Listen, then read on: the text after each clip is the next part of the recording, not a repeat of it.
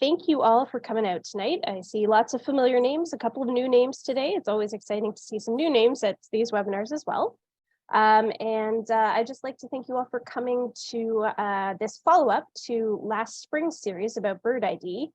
So this fall, we're talking about the birds of Newfoundland again, but we are going into more detail. So we're asking researchers to share some of the studies they've done on Newfoundland's birds. So I'm Catherine Dale, I'm coordinator of the Newfoundland Breeding Bird Atlas. I'm joined tonight by Jenna McDermott, who is also our speaker, but she's the assistant coordinator of the Breeding Bird Atlas. And we both work for Birds Canada, which is a nationwide charitable organization. And our mission is to advance the understanding, appreciation, and conservation of wild birds and their habitats. That's a fairly large goal. And a lot of the ways we do that are by running citizen science programs. So programs that have people like you go out and collect information about birds and submit it to our various programs. So each year we have a whole variety of programs, and each year more than 70,000 volunteers participate in Birds Canada programs, which is a number that blows my mind every time I see it. Here in Newfoundland, at the moment, we have only 2 programs. The first is the Breeding Bird Atlas. This is what Jenna and I spend most of our time working on. And it is a 5-year effort to map the abundance and the distribution of all the bird species that breed on the island of Newfoundland. So for example, you can see that's a northern water thrush there in the picture, and the map there shows all the places where northern water thrush has been detected on the island. We've just finished year 3 of that 5 years that I mentioned, and we are always looking for volunteers. There's still lots of time to get involved. So if you're interested, send us an email. And then our second program here is the Nocturnal Owl Survey. And this survey is a little bit more time limited. It takes place every year between the 1st of April and the 15th of May. And it's also a citizen science survey. So what it involves is citizen scientists signing up for a route of 10 stops, which they survey just one night between the 1st of April and the 15th of May. And you go out with owl playback and you listen to see if any owls answer your playback. It's a lot of fun. It's also great for beginners if you're just learning your birds, because we don't really have that many nocturnal owls here, so there aren't too many sounds to learn. So as I said, the Atlas is still looking for volunteers. The Owl Survey is always looking for volunteers. So you can check out our website, which is nfbirdatlas.ca, or email me or Jenna at nfatlas@birdscanada.org. And Jenna, if you don't mind putting that in the chat, that would be great. And just before we get into tonight's presentation, I'd always like to take a moment to thank our supporters and funders. It's a huge, huge task to do a breeding bird atlas, and there's no way we'd be able to do it without the help of all of these organizations. And then finally, before I hand it over to Jenna, I just want to take a minute to introduce her. As you know, she's the assistant coordinator of the Breeding Bird Atlas, but she did her undergraduate degree in wildlife biology at the University of Guelph in Ontario, and first came to Newfoundland, I believe, as a field assistant for a graduate student studying the genetics of gray-cheeked thrush. And I think it's pretty safe to say that Jenna fell in love with the province, because she just kind of didn't leave after that and ended up doing her own graduate work at Memorial, which is what she'll be telling us about tonight. And I would also like to add that Jenna is a fantastic birder and a fantastic wildlife biologist. And if I had to pick one person to be stuck in the field with, it would be her. So that works out really well for our job, because that's pretty much what we do. So I'm really excited to hear about your work with gray-cheeked thrush, Jenna, and I'll pass it over to you. Thank you. What a lovely introduction. Let me just I gotta be nice, because we'll do more field work next year, right? So it's true. You have to keep on a good side still. That's right. Okay, I have my screen showing. Is it working? Okay. Yep. Perfect. Okay. Yes, thank you again, Catherine, and welcome everybody. I'm glad to have you all here to listen to a tale of 2 species. So this is the story of gray-cheeked thrush and red squirrels in Newfoundland, and it's going to be a great example of why breeding bird atlases are super important. So I'm sort of wearing 2 hats for this presentation a little bit as well. Just to begin, to get some background information, I'll go into a little bit about introduced species and the effects that they can have on natural ecosystems. So Humans have basically always been moving animal and plant species around the world. You can see in this map here that species have been introduced literally across the globe. The consequences of species introductions to new environments can vary depending on where it is or the species, but a successful invasion can alter an entire ecosystem's dynamics. So you can think, for example, a new species that causes shifts in the whole food web or changes in the vegetation in an area, that it can affect all of the other species there as well.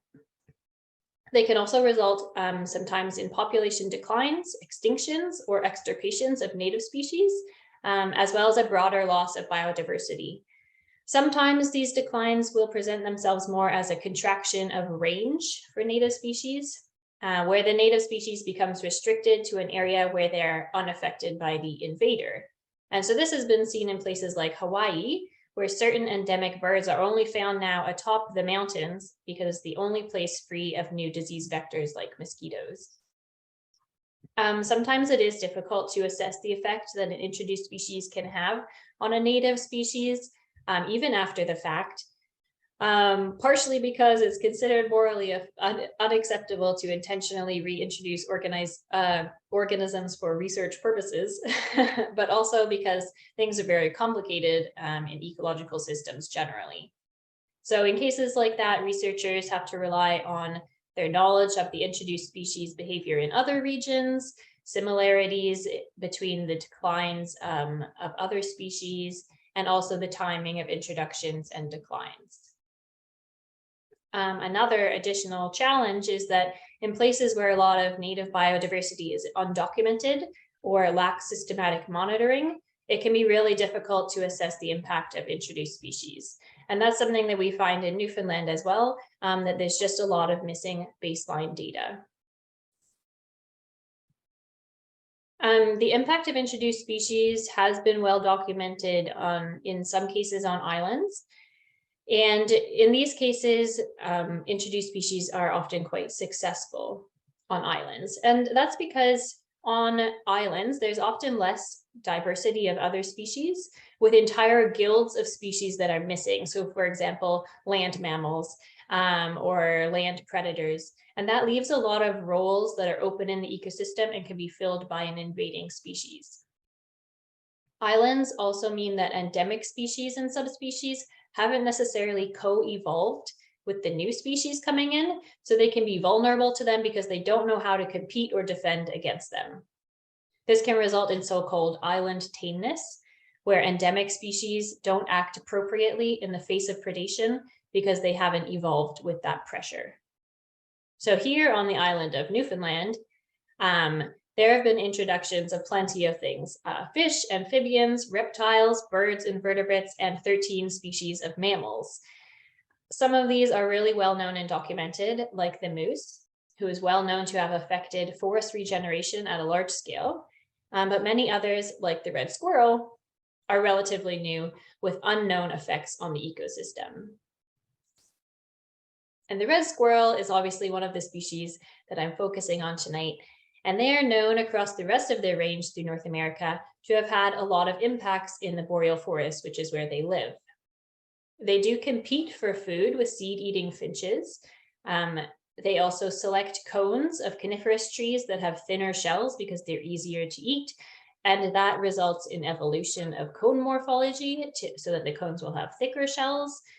But most importantly to the story that I'm telling here today and to birds in general is the fact that they prey on the nests of songbirds. So while squirrels are often thought of as harmless granivores, eating only seeds from coniferous trees, which is mostly what they do, but they are also opportunistic predators. And they'll eat the nestlings and eggs of birds and have even been documented eating young mammals, including snowshoe hares and other red squirrels. They can account for up to 88% of predation on songbird nestlings and eggs, and they're now the dominant nest predator on the island of Newfoundland.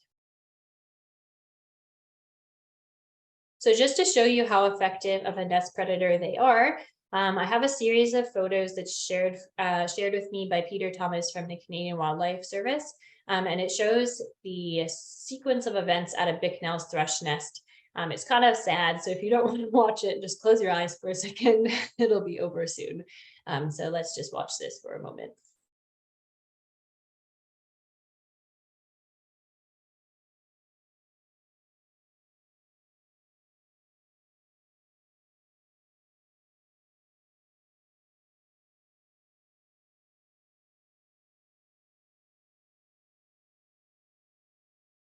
So that was that.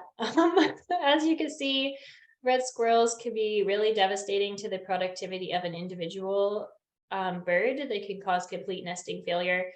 So they came one day, took one nestling and came back the next and took the second nestling. And these effects have been seen in species like the Bicknell thrush, as well as other species like brown creeper, American redstart, and probably others as well. And so they can be really quite impactful. In Newfoundland, the story of red squirrels starts pretty recently. They were first introduced only in 1963 to Newfoundland. They were brought by the public to the Northern Peninsula, up near Roddickton and Mainbrook. So you could see on the map there, those two red triangles at the top of the Northern Pen. And then just 1 year later, in 1964, they were introduced to Kimmel Island, which is in the north central area. And that was by officials of the Canadian Wildlife Service. So because squirrels are really highly mobile, they have high reproductive potential, which means they can have lots of young, and they are very adaptable. That allowed them to spread pretty rapidly through the island, along with the help of other translocations, so people continued to move them around. And by the end of the 1990s, they were present nearly across all of Newfoundland. You can see their predicted spread in this map here. It was created by Derek Whitaker and published in an article in the Osprey. And so it just shows at an estimated rate of movement how quickly they went across the island. So limited study has been done on red squirrels in Newfoundland.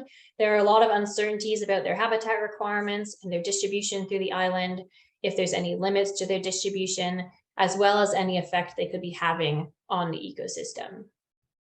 Red squirrel effects on the ecosystem haven't been directly studied, but they have been implicated in the decline of two endemic forest songbirds on Newfoundland.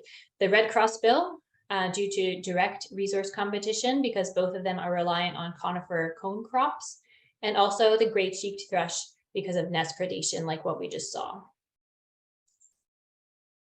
And that brings us along to our second species of the day, the gray-cheeked thrush. I'll give you a little bit of background about it. It's a neotropical migrant songbird. That just means it breeds in North America and it winters in South America, migrates between the two every year. And it does breed across the boreal forest in Canada, into Alaska, and up into Siberia as well. You could see a range map on the top left there. Outside of Newfoundland and the rest of their range, they're known to breed in both deciduous and coniferous shrub stands, stunted, windswept, and mature coniferous forests, and also around the tree line. In Newfoundland specifically, these birds haven't been documented in deciduous shrub, but otherwise they use coniferous forest in a similar way as the mainland birds. There's a pretty limited information on them because they previously were considered the same species as Bicknell's thrush. So much of the literature on quote unquote gray-cheeked thrushes was actually on this other species. Additionally, gray-cheeked thrushes in Newfoundland have been shown through genetic work, the one that Catherine mentioned that I was a field assistant to be a distinct subspecies from the mainland population. So here on Newfoundland, we have Catharus minimus minimus, and the mainland has Catharus minimus aliciae. And so information on Newfoundland birds specifically is even more limited than information on the rest of the range. When we talk about gray-cheeked thrush in Newfoundland, it's really a story of decline here. In 1970, a series of surveys were done in Grossmore National Park, where gray-cheeked thrushes were named as the 5th most abundant land bird. So it started off really strong. They were common in both coastal areas and also the long range mountains in the park. And other reports from the 90s, from 1930 to 1980, called the thrushes words like locally common, widespread, and abundant. But then when we look at breeding bird survey data, like what you can see on the graph here, between 1975 and 2005, the data indicated a huge 95% decline in population. And that eventually led to the subspecies on Newfoundland being listed as threatened by the provincial government in 2015. So this is a 95% estimate of decline based on just breeding bird survey data. And it might be a little bit of an overestimation because one limitation of breeding bird surveys, despite the many benefits that they have, is that the established routes that they follow are only on also established roads. And in Newfoundland, those typically don't exceed elevations of 400 meters or go to remote areas. So that leaves higher elevation areas unsampled all across the island. Here's where I put in a little plug for how important breeding bird atlases are in getting to more remote areas and also up to more mountainous regions, and to be able to have sort of these population estimates as the years go by. Back to our story here, though. The same surveys that were done in Grossmoorn in the 1970s, they were redone in 1993, which is sort of right at the sort of near lowest part of this crash. And though no thrushes were found in coastal areas where they were found before, they were still present in the long-range mountains. So small pockets of gray-cheeked thrushes were also found in the mountains east of Grossmoorn, and so it suggested that maybe mountain areas could have become a refuge for the species. At this point, we really have to think, what happened to cause such a huge decline in only 30 years? There are several hypotheses about this question. One was that gray-cheeked thrushes could be doing poorly in competition with Swainson's thrushes. And this hypothesis came up because it's been seen between the highly related Bicknell's thrush and Swainson's thrushes. However, numbers of Swainson's thrush in Newfoundland have remained fairly stable according to breeding bird survey data. So it was unlikely that gray-cheeked thrushes would so suddenly be up against more competition. So this hypothesis has been sort of dismissed. Another potential cause of decline is that gray-cheeked thrushes might be up against more adverse conditions or events on migration. As Catherine stated in her migration talk a few weeks ago, if you were there, migration is an incredibly dangerous time of a bird's life because of predation, potential building collisions, and extreme weather events. Stopover sites are also very important for migrating birds, but there's been no way of assessing potential changes to stopover sites during migration for gray-cheeked thrush, since their migration route has been mostly unknown until recently. This definitely could use more looking into, but also wouldn't explain why only the low elevation birds, for the most part, have disappeared, while the high elevation ones seem to still be around. So we'll move on to another hypothesis as well. And that is that forest management on the breeding grounds in Newfoundland could be affecting gray-cheeked thrush success. And that's because this species likes to occupy old growth forest, which is often harvested. However, the major disappearance of the thrushes was from the scrubby sort of coastal habitat up in the Tuckamore, which isn't really part of any commercial forestry plan. So forest management could be part of the picture of gray-cheeked thrush population changes, but it's likely not a major part of this huge decline story. I'll go into this, this option a little bit more, which is that gray-cheeked thrushes could be affected by habitat loss or degradation on their wintering grounds, which is likely in the Andes in Colombia. And I'll talk more about their wintering range in just a minute on the next slide. But these areas of Colombia have undergone extensive forest degradation and transformation into shade coffee, which you can see in the picture there on the bottom. And shade coffee forests are great in that they retain an upper canopy of native trees that are incredibly important for a lot of bird species, especially since the alternative is often a monoculture of coffee plants with no native vegetation surrounding them. But unfortunately, gray-cheeked thrush don't seem to be able to adapt to that conversion as effectively as other species do, like the warblers. So Nick Bailey and some other researchers have found that gray-cheeked thrush in shade coffee areas have a lower body mass than those in natural forest. And that's because there's just less forage fruits available than in the natural forest. So these habitat changes could be really detrimental to species like gray-cheeked thrush. And this is where it's really important to know where exactly the birds are spending their winter to see if there have been a large effect in those areas specifically and be able to mitigate those or try to mitigate those if necessary. And this is where the term migratory connectivity comes into play, where individuals of a certain area migrate to the same area in their wintering range. So it's thought that this might be true of gray-cheeked thrush in Newfoundland, that they migrate to a restricted area of the wintering ground compared to the larger winter range, which is shown in blue on this map here, that the rest of the gray-cheeked thrush use. But not really a lot is known about where Newfoundland birds specifically go. So Drs. Derek Whitaker and Ian Workington are working now to investigate this.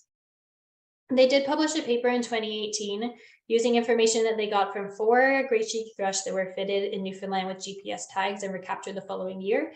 You can see, if you look super carefully in the A and B pictures there, the tag that's on the back of the bird and the antenna that's showing there's an arrow pointing to it. Really hard to see because it's so tiny. They did fit more birds with tags, but the problem with these ones is that you have to recapture them to get the data off the next year. So they only got 4 birds back the year after the tags were put on. There was also a bit of issue in the tags, so some of the data was missing. However, really cool, the data that came back showed that one individual was in northern Colombia in midwinter, and you can see the dot for that is a square dot down in the blue section of the map in Colombia. And that was in midwinter, and 2 other birds were found in that same area in the late fall. So though data was missing for them later on in the year, we don't know if they stayed there or not, but they could potentially have stayed in that same area through the winter as well. So it'd be really great to have more information on this.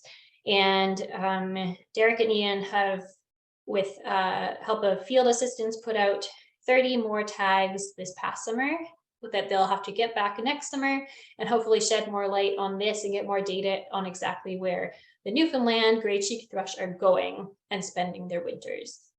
So once we know exactly where they're going, we can assess if there's danger for them in the wintering grounds or if habitat changes or any other changes there are affecting their populations or had affected them in the past. So I'll move on to the 5th potential cause of decline, and that is that the introduction of the red squirrel was a major factor in the decline of gray-cheeked thrush on Newfoundland. And because squirrels are such successful nest predators and they colonized the island of Newfoundland at the same time as the thrush collapse, this was worth investigating further. And that's what brings us to my master's research. And for my master's work, I had several broad questions, these ones among some others. But what is the distribution of red squirrels in Western Newfoundland? What is the current post-decline distribution of gray-cheeked thrush in Western Newfoundland? And where are squirrels and thrushes in relation to each other on the landscape? So none of these would provide direct evidence that red squirrels had preyed upon gray-cheeked thrushes specifically, like eating them from the nest, but it would provide important information about their locations and could strengthen any inference that could be true about the effect of red squirrel on gray-cheeked thrushes. So to break it down, my main goal was to research the elevation distribution of both red squirrels and gray-cheeked thrush and see if the presence or absence of squirrels would be a good predictor of where a thrush was. I did also investigate the habitat use information of gray-cheeked thrush with particular attention to forest harvesting, but I'm not going to go into that really today. And I also wanted to see what habitat we could expect to see red squirrels in Newfoundland. So where I conducted my fieldwork was out of the Roost, which is this lovely cabin that's up in the Main River and Upper Humber watersheds, which is on the east side of the Long Range Mountains. You could see on the map there, surrounded by that red square. The work that I did was in June and July of 2016 and 2017. I had a great team of field technicians each year, and in total over the 2 years, we covered 257 square kilometers, which was a natural matrix of untouched balsam fir, black spruce forest, bogs, barrens, scrub, and also regenerating harvested stands that were cut between the years of 1990 and 2004. So during that time, we completed 1,960 point counts in a grid pattern that covered an elevation gradient from 75 meters to 600 meters elevation. And during our point counts, we noted all the birds that we heard or saw, as well as any squirrels that we detected. So we had information from all of that area about birds and squirrels. And here's some really coarse results. That map, this funny looking map here, is the study area. And during 2016, we saw or heard red squirrels, which are the red dots on the map, at 18.6 of the point count locations. In 2017, we only had red squirrels at 4.7% of the point count locations. And this fluctuation in red squirrel numbers was expected because they are predominantly reliant on conifer seed crops for food, and conifer seed crops also fluctuate. Populations of squirrels throughout their range are wildly variable like this. They increase or decrease fourfold every 2 or 3 years, depending on the tree masting cycles, which is that big crop of cones that the trees will put out. So during our study, 2016 followed a masting year that had high cone crops, so then we had lots of squirrels, and 2017 followed a low cone crop year, hence the drop in squirrel numbers. On this map, you can see the gray-cheeked thrushes are the blue dots, and they were more consistently found between the years. In 2016, they were at 11.8% of points, and in 2017, they were at 10.3% of points. And very interestingly, there were only 6 points that had both a squirrel and a thrush at them. You can see them on the map there as the stars. These were between, they were between 370 meters and 470 meters in elevation. So when I plotted the locations of the squirrels and thrushes with elevation, if you look on this graph, elevation is along the bottom axis, and then it has proportion of point count locations up the side. So that's just the percentage of point counts that had an individual. On this graph, the gray-cheeked thrush are the triangles. They were present from 315 meters up to 600 meters, which was the top of the mountains in this area. And red squirrels, which are the circles on here, were present from around 100 meters, which was the lowest elevation that we surveyed, and decreased with elevation up to around 515 meters, but with most of them at much lower elevations than that. So as you can see here, the elevation segregation between the two species is really pretty distinct, with only small numbers of each species in this sort of zone of overlap that's between 300 and 500 meters. So that was pretty cool finding, considering that not much was known about where these two species were at that point. And it really shows that it's possible that red squirrels had an effect on the current distribution of thrushes. It shows us that they're not present in higher elevations, and it also clearly shows that there are still good numbers of gray-cheeked thrushes that exist locally in at least that mountainous region. So I knew this sort of basic information. I wanted to investigate some more about the elevation limit of squirrels and predict if they were likely to move upslope in the future. And I wanted to do that because, as you can see on this map, The green areas are areas that are over 400 meters. So those are areas that are high enough in elevation that squirrels are currently unlikely to be present. And that means these areas are also the potential safe havens for gray-cheeked thrush or other species who could be negatively affected by squirrels. This area only makes up around 14% of the island of Newfoundland, though. And some of it is also barren areas, not forested. So it's actually uninhabitable by gray-cheeked thrush or other forest songbirds, which makes it even less than 14% available. Knowing that this safe zone was so small, I wanted to see what, other than elevation, was important to squirrels and assess whether their preferred habitat was also present in these higher elevation areas, so if they would keep moving upslope. I'll also note while we're on this slide here that the red squiggles on this map are the breeding bird survey routes. And you can see from here that practically none of them sample high elevation areas. And so just another plug that the atlas is so important. So basically what I did to find out about red squirrel habitat use, and I'm not going to go into much detail, but I made a statistical model that had an option of land cover types that I thought could be important to a squirrel, whether positively or negatively important. And my stats method allowed me to eliminate habitats that weren't important and left me with land cover types that would be most useful to predict where a red squirrel would be. And what I found was that along the bottom of this graph, these types of land cover were the most important for squirrels, whether positive or negative. So you could see the directionality of the importance above the bars with the plus or negative sign.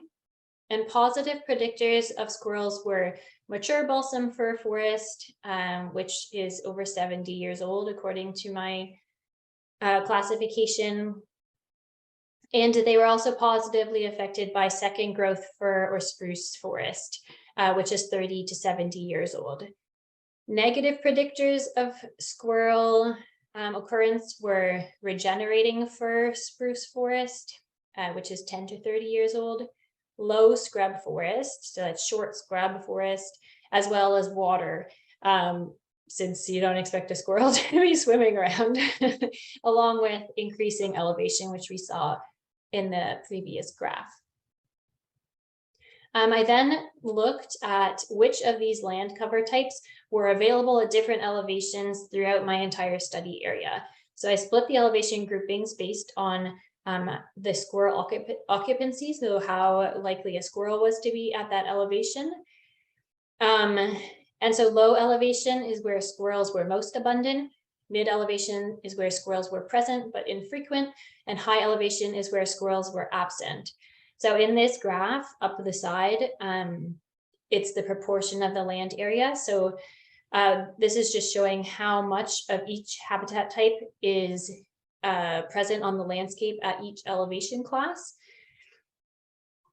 And so you can see that, for example, the positive second growth fir and spruce category that's circled in blue there is an important habitat. It should provide plentiful food for squirrels and was the most important predictor, positive predictor of red squirrel occurrence. And it's virtually non-existent in high elevation areas. It's quite limited in mid elevations, meaning there wouldn't be much to sustain a squirrel at high elevation areas. Additionally, the most important negative predictor, which is low scrub circled in red here, is much more abundant in high elevation areas, which adds to the idea that these high elevation areas are actually quite unsuitable for squirrels to move into, so they'll likely remain unoccupied by squirrels. So that's really good news, because these areas could remain sort of a refuge for species that are poorly affected by squirrels. And it also means that squirrels are likely at the extent of their expansion on the island. As times change though, and forests age, especially harvested forests grow into second growth in the next 10 to 50 years, or if climate change alters, things like the fire and insect disturbance patterns, Then this could eventually produce larger areas as second growth forest up in higher elevation spots, which squirrels like. But for right now, how things stand, the take home is that squirrels are likely not moving up higher into the mountains. So just to go back to our question of what caused the decline of gray-cheeked thrushes on the island, we went through a few different potential ideas, and there is a lot of potential to understand more about the effect of habitat change on the wintering grounds to see what effect that has had on the gray-cheeked thrush. It is also very possible that red squirrels played a big part in the decline.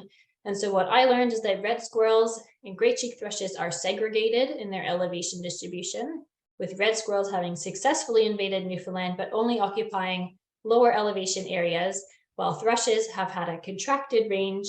So rather than disappearing completely from the island, they've disappeared mostly from low elevation areas, and they're occupying now more of the higher elevation areas.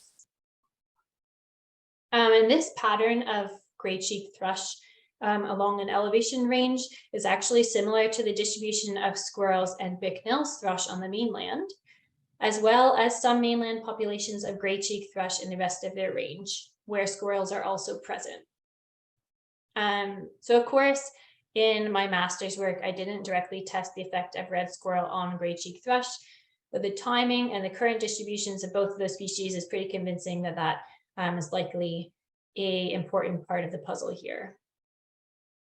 I think it would be super cool if someone did some behavior work that looked at how gray-cheeked thrush react to nest predation in comparison to other forest songbirds who seem to be doing okay after red squirrels have been introduced. And if anyone wants to take that on, I'd say go for it. But it could be awfully difficult because it's really hard to find gray-cheeked thrush nests.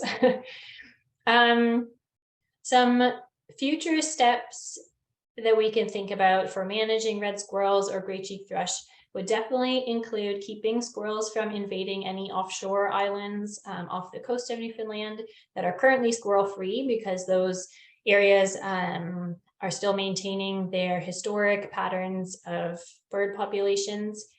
And again, the breeding bird atlas is super important to help with this, since we are looking for all bird species as well as red squirrel presence in our protocol. And additionally, it would be great to see if red squirrels have had any effects on populations or distributions of other bird species on the island, or to have just a more complete picture of the threats to the current boreal bird community here due to squirrels. Just before we finish up, I do want to quickly mention that my work was for my master's wasn't obviously done solely by myself. I was supported by a great field team in both years. This is one of the year's teams. And I did have funding and support from lots of folks, and had a very helpful grad committee and also a community at Munn who all had a hand in the work that I talked about today. So thanks to all those people. And I will take any questions that anybody has. Feel free to pop them into the chat. I think Catherine would read them out, or you can definitely unmute yourself to say them out loud. Thanks, everybody. Thank you, Jenna. That was awesome. Very, very interesting. I have to say, disappointed that you did not do 1,960 point counts by yourself. I was really hopeful that this meant great things for the next Atlas field season, but I suppose that is reasonable. We've already got a few questions in the chat that came up while you were talking. So the first question is also the first question I had when I heard about this whole gray-cheeked thrush squirrel situation. Why in the name of God did anyone introduce squirrels to Newfoundland? That's a good question. And I think there's a lot of reasons, and some of it is quite unclear from the documentation as well. And people generally, or some people, think that squirrels are very cute. So that could be one reason for people to bring squirrels. And then they don't realize till later that they actually chew everything that you own and like come into your cabin and eat all your stuff. But they didn't know that yet. The Wildlife Service introduced squirrels to Camel Island on an island specifically so that they would have a contained area to see if it would be a potential species that could exist in Newfoundland, and to use it as a prey species for Newfoundland martin, which was also classified as endangered, I think, at the time. Unfortunately, the island was close enough, and then they spread out from the island. I think over the winter they like crossed into the mainland, so it was just a lost cause from there. And then there's also, I think it said in one other document that they were also introduced potentially as an option for another fur-bearing species for trappers, but I don't really know what the real deal is. There's so little. I feel like you need a lot of them to give you enough fur. Yeah, probably. Interesting. Did the martin eat them? Do you know? I think martin do eat them, but there's not enough martin to make keep the population in check or make any dent in the population. So logically, we have to save the martin to save the gray-cheeked thrush. Yes, exactly. I can get behind that. Another question, again from Keith. What is the lifespan of a gray-cheeked thrush? That's a really good question. And I think, hopefully I can remember this correctly, from banding data, I think that the oldest one is around 10 years old in the wild, the oldest recorded one.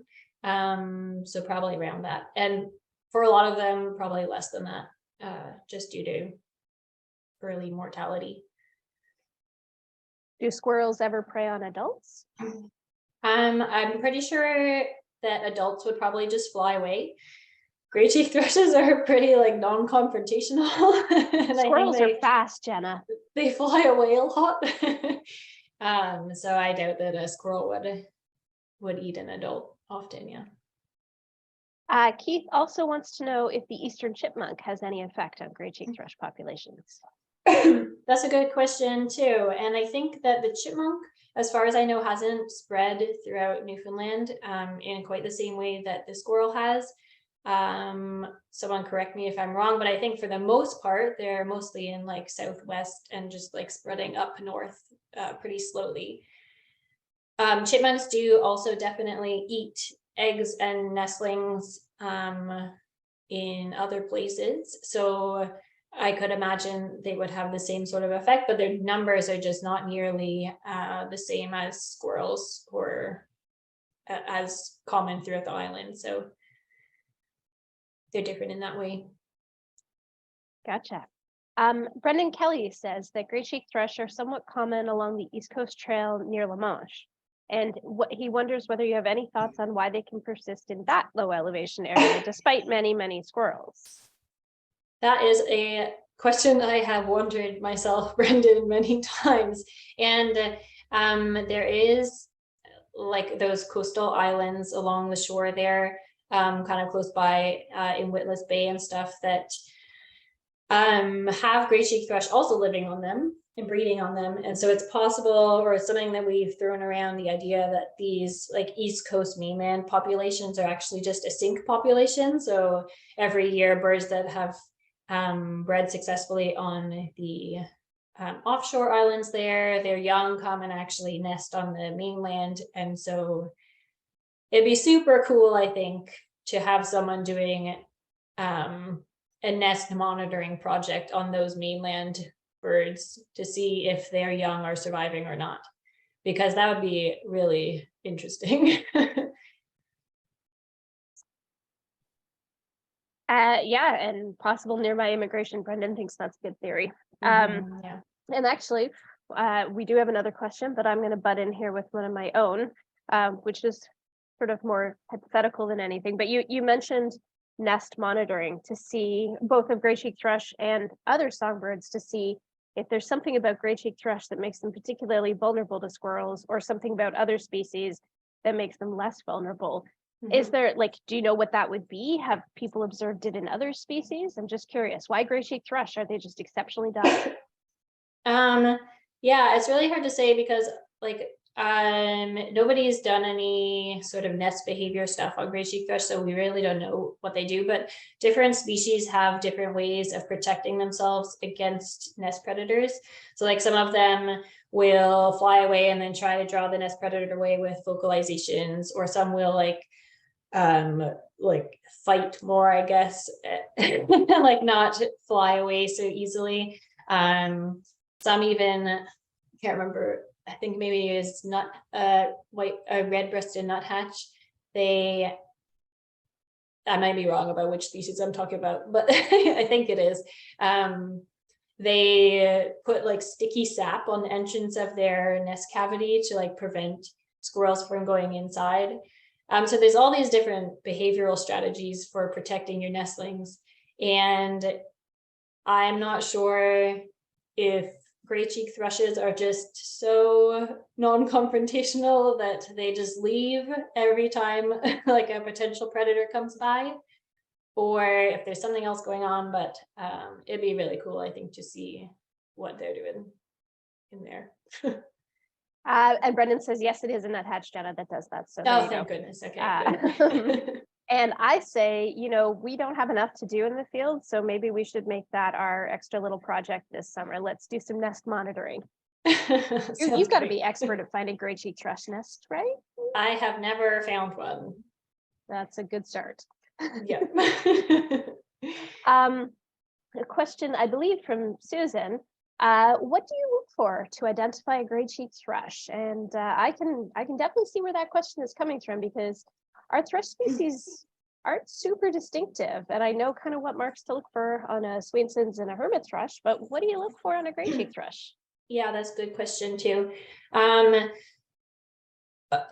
Because those field marks for the other thrushes are so much more distinct, sometimes it's like an effort in elimination. So we have Swainson's thrushes, and they have like a very prominent white eye ring, like a complete eye ring around their eye. So if there's no eye ring, then it's not a Swainson's thrush.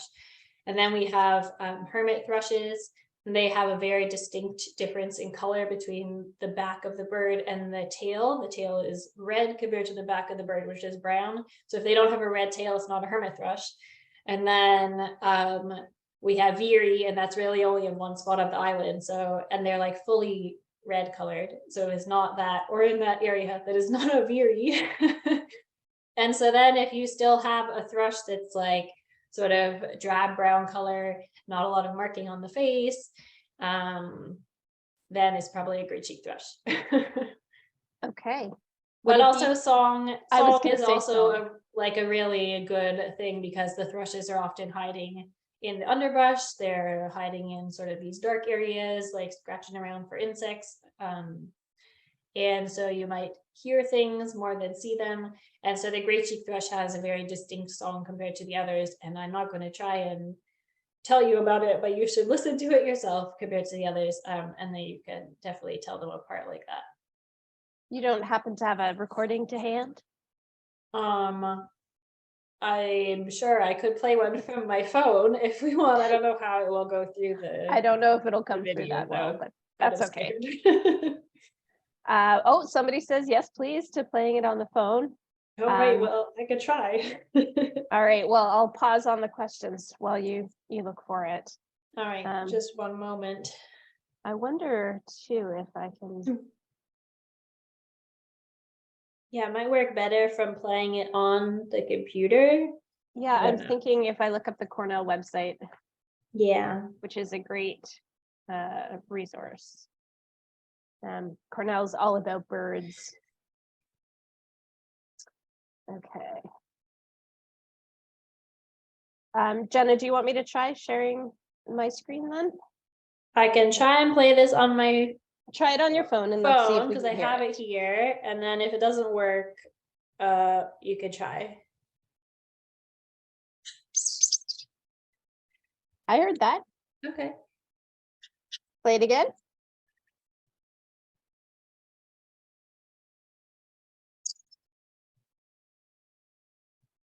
So it's sort of this like descending kind of buzzy harmonic melody. All right, let's see if I can I'm not even seeing the sharing sound option at the moment, so. Oh, okay.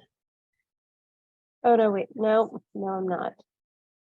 Okay, well, we'll move on. I'll keep checking, but I'll move on to the other question that we had. And yes, it is a squeal squeak kind of. That's what I heard too.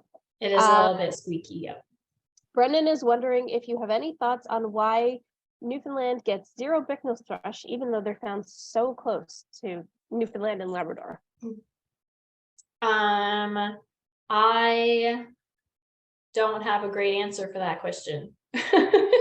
I guess it could be something to do with that, since they're so similar to gray-cheeked thrush and some other thrushes, that oh, Catherine took over the screen sharing. I did. I figured it out. Sorry.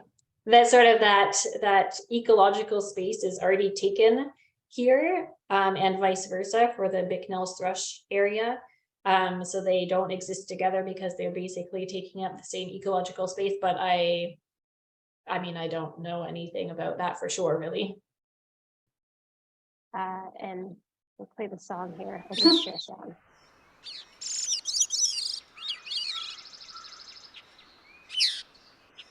So it's a bit squeaky. It is definitely a squeaky kind of song, yeah. But you can also hear that very thrush-like ethereal sound to it. Mm-hmm.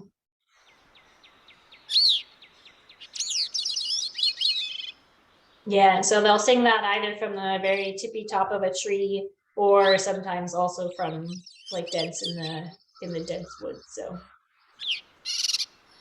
very cool. Yeah. And for those of you who aren't familiar with this bird, the Cornell Lab's All About Birds site is super useful. They've got overviews, ID infos, and the thing that I like most about the ID info is that you can compare with similar species and it'll point out the differences. So that's my favorite part of this particular site. mm-hmm. And I will stop stealing your screen sharing there, Jenna. Sorry about that. I just figured I can't share sound unless I'm the one sharing my screen. That's perfectly fine. Okay, I think that's it for the questions that we have now. Does anybody else have a question, or shall we let Jenna off the hot seat? I have one more for you, Jenna, and it's a doozy. Oh, help.